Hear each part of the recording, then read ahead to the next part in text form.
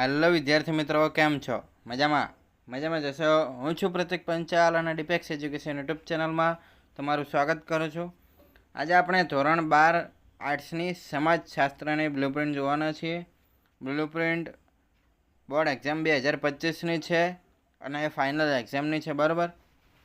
તો આ વિડીયો દરેક જે વિદ્યાર્થીઓએ આર્ટ્સ લીધેલું હોય દરેક વિદ્યાર્થીઓ સુધી આ વિડીયોને પહોંચાડો, જેથી એ સારી રીતે સ્કોર કરી શકે, આગળ વધી શકે અને સારા ગુણ લાવી શકે, બરાબર? તો હવે આપણે વિડીયોને શરૂ કરીએ છીએ અને આ વિડીયોને એન્ડ સુધી જોતા રહેજો, જેથી તમને સમજાય અને પીડીએફ મટીરિયલ તમને મળી રહે, બરાબર? તો હવે વિડીયોમાં આગળ વધીએ.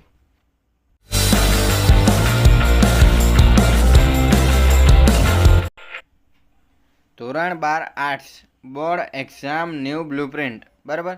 તો આ બ્લુપ્રિન્ટ 2023-24ની તો હતી જ, ઉપરાંત 2024-25માં જ આ જ રહેશે, બરાબર? બાકી કોઈ ફેરફાર આવે તો તમને અમે જણાવી જ દઈશું. સમાજશાસ્ત્રની બ્લુપ્રિન્ટ જોવાના છીએ આપણે. સમાજશાસ્ત્રનું પેપર ટોટલ 5 સેક્શનમાં વહેંચવામાં આવ્યું છે: A, B, C, D અને E, બરાબર? તમને ગુણભાર તો ખબર જ હશે કે તોય આપણે જણાવી દઈએ. સેક્શન એમાં 1 ગુણના MCQ આવશે.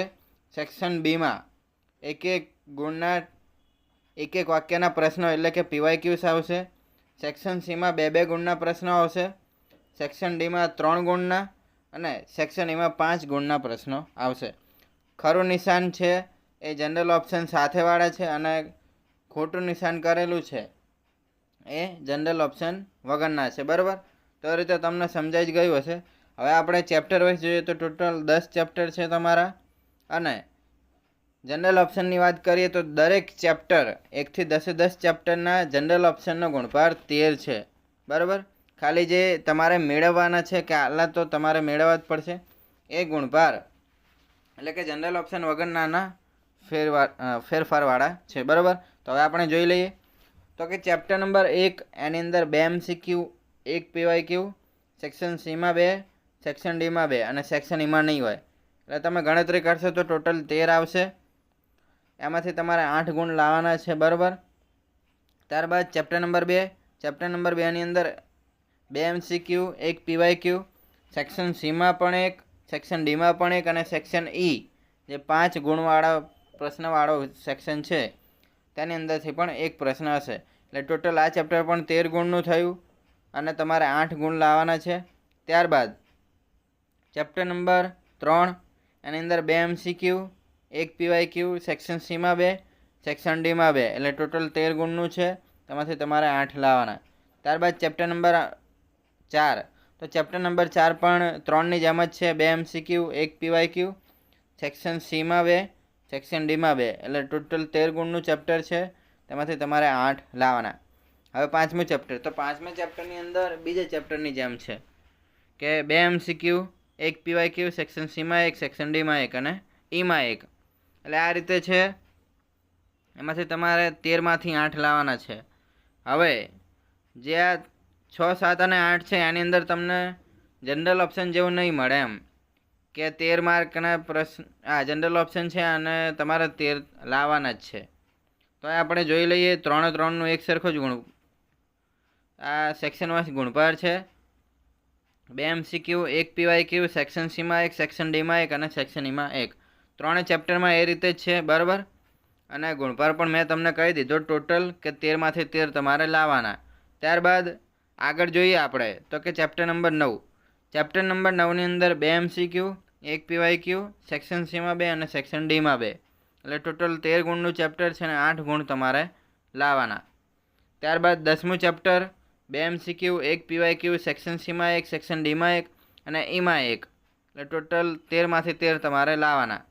હવે આની અંદર કોમન શું છે કે તમારે 13માંથી 13 કાં તો 13માંથી 8 લાવવાના છે, બરાબર?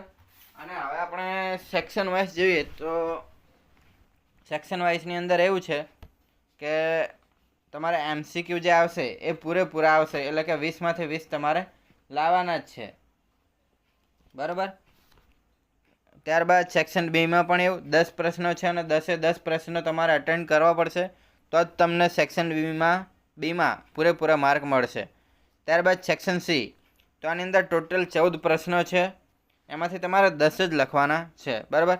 તો આની અંદરથી તમે ઓપ્શન કાઢી શકો છો, એટલે તમારે 28માંથી 20 તો ફરજિયાત લાવવાના. તમે ચેપ્ટર વાઇઝ જુઓ તો પણ ચાલે, અને આ રીતે જુઓ તો વધારે સારું છે કે આ રીતે તમે લખશો કે આ ચેપ્ટરનું તમને વધારે આવડે છે ને આ ચેપ્ટરનું ઓછું આવડે છે, તો આનો એક પ્રશ્ન ના લખો ને, એના બદલે આ ચેપ્ટરના લખી નાખો બ્લુ પ્રિન્ટના આધારે તો ચાલે. ત્યારબાદ છે કે સેક્શન ડી. સેક્શન ડીની અંદર પણ 14 પ્રશ્નો જ હશે, પરંતુ 3 ગુણના પ્રશ્નો હશે, એટલે તમારે 10 પ્રશ્નો લખવાના. 14 પ્રશ્નો તમને છે, એમાંથી 10 પ્રશ્નો લખવાના, એટલે 42માંથી 30 ગુણનું તમારે લખવાનું. ત્યારબાદ સેક્શન ઈ, આની અંદર તો તમારે 6 પ્રશ્નો હશે, એમાંથી 4 પ્રશ્નો લખવાના, એટલે 30માંથી 20 ગુણ તમારે ફરજિયાત લાવવાના, બરાબર. એટલે ટોટલ 130માંથી તમારે 100 ગુણનું પેપર લખવાનું છે. એટલે તમને સમજાઈ જ ગયું હશે, અને જો હજુ પણ ના સમજાયું હોય તો કાંઈ વાંધો નહીં, તમે કોમેન્ટમાં જણાવી શકો છો, અથવા પર્સનલી વોટ્સએપમાં અમને મેસેજ કરીને પણ જણાવી શકો છો. કેટલાક વિદ્યાર્થીઓ કોમેન્ટ કરે પણ છે, અને અમે તરત જ રિપ્લાય આપી પણ દઈએ છીએ. અને આ જે બ્લુપ્રિન્ટ છે એની પીડીએફની લિંક ડિસ્ક્રિપ્શનમાં ઓલરેડી આપેલી છે, વોટ્સએપમાં પણ મળી રહે છે, ટેલિગ્રામમાં પણ મળી રહે છે, અને ઇન્સ્ટાગ્રામ પેજને ફોલો કરી દેજો, કેમ કે એની અંદર દરેક નોટિફિકેશન તમને મૂકવામાં આવશે, એટલે તમને જાણ રહે, બરાબર. તો ડિસ્ક્રિપ્શનમાં જઈને ત્યાંથી ડાઉનલોડ કરી લેવી. અહીં અમે એક્સેસ કરશું એટલે તમને બ્લુપ્રિન્ટ મળી જશે. થોડો વાર લાગે તો મૂંઝાતા નહીં, થોડી વારમાં તમને મળી જ રહેશે. તો અહીં અમારો વિડીયો પૂરો થાય છે. જો તમને અમારો વિડીયો પસંદ આવ્યો હોય તો વિડીયોને લાઇક કરો, શેર કરો, અને ડિપેક્સ એજ્યુકેશન યુટ્યુબ ચેનલને સબસ્ક્રાઈબ કરો. તમારો વિડીયો જોવા બદલ આભાર. મળીએ આવતા વિડીયોમાં, ત્યાં સુધી ટેક કેર. જય હિન્દ, જય ભારત. મળીએ આવતા વિડીયોમાં.